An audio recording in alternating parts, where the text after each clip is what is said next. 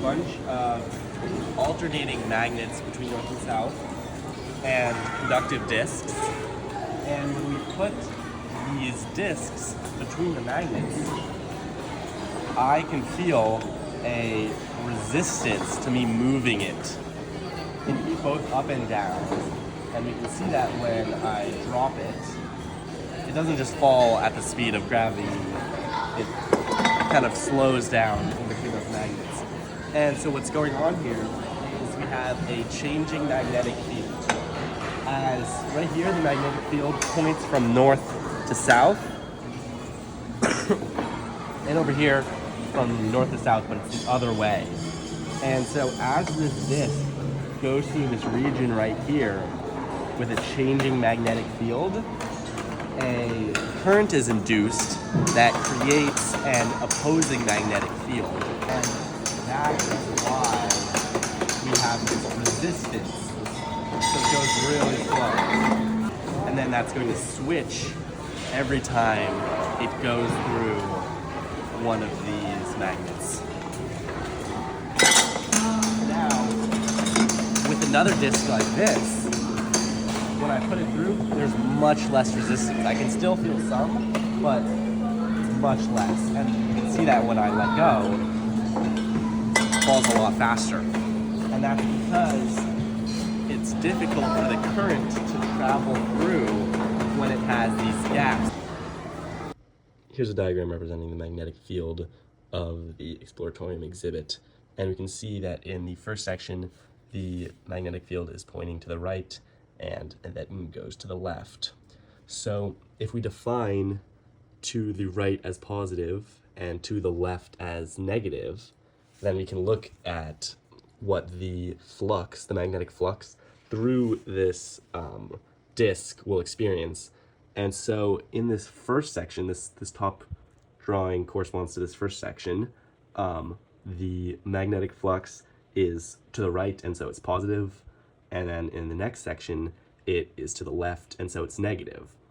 And because the flux went from positive to negative, the change in flux, in magnetic flux, is negative, which means there will be an induced magnetic field that is positive, and current will flow through the disk in order to create that induced magnetic field. And so if we want the induced magnetic field to be positive, then we'll point in the positive direction, which we define as right, and curl this way, so we can see that the induced current would go around the loop this way. And so as a result of this, as the disk goes from the first section to the second section, there will be two opposing magnetic fields. And these opposing magnetic fields are what create the resistance to change and make the disk fall slower.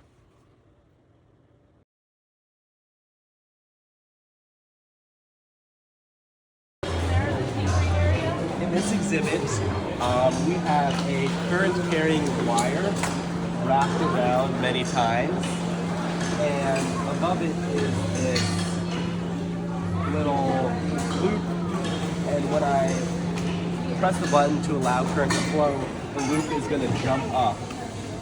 Okay.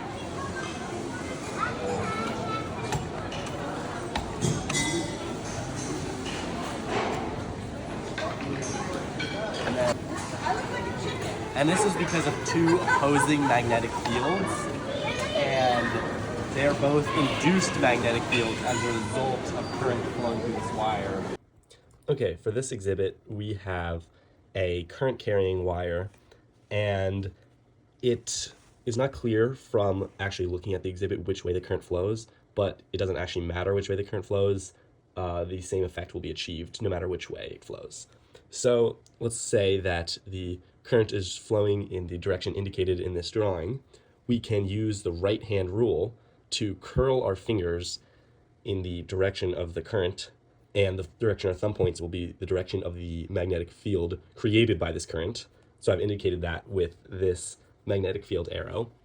And so originally, when there's no current in the wire, the flux through the ring will be zero. because there's no magnetic field through it. But if we define the upwards direction as positive and the downwards direction as negative, then once we allow current through and create a magnetic field, there will be a magnetic field through the ring, and so the flux will be positive, and that means the flux will have increased.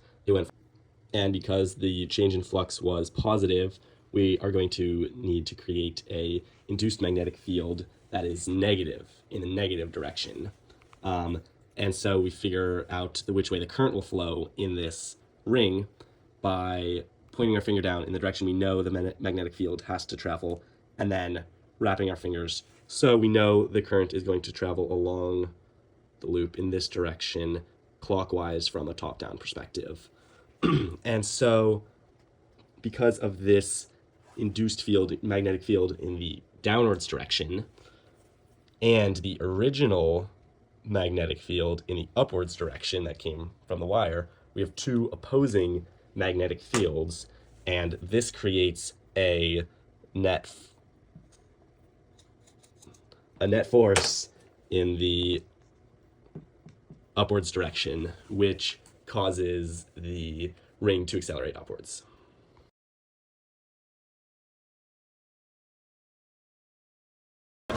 So in this exhibit, it's a test to see whether wheels with masses closer to the center or masses closer to the outside of the same wheel will go down the ramp faster. And the physics concept related to this is moment of inertia. And moment of inertia of an object is equal to the mass of that object, the sum of masses of that object times the respective radiuses squared. And what the moment of inertia tells us is the object's resistance to change.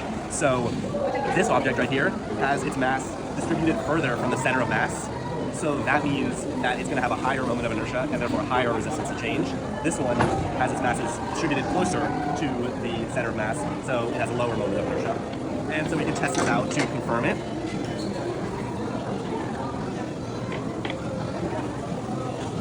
And we can see how this object accelerates faster down the ramp.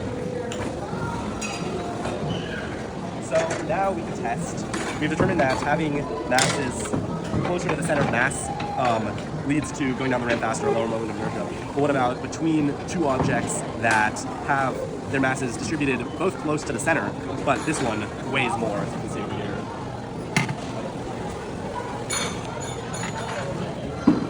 So you can see this one weighs more. So moment of inertia tells us that moment of inertia equals mass times radius squared. So more mass equals higher moment of inertia, less mass. So we'll test this out again.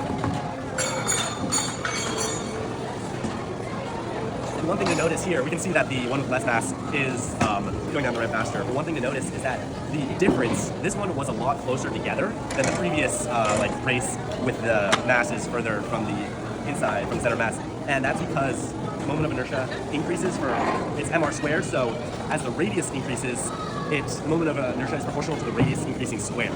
So a small change in the radius increase has a larger change on the moment of inertia, whereas for mass, it's linearly proportional. So there's less a difference, and that's why these two were closer together.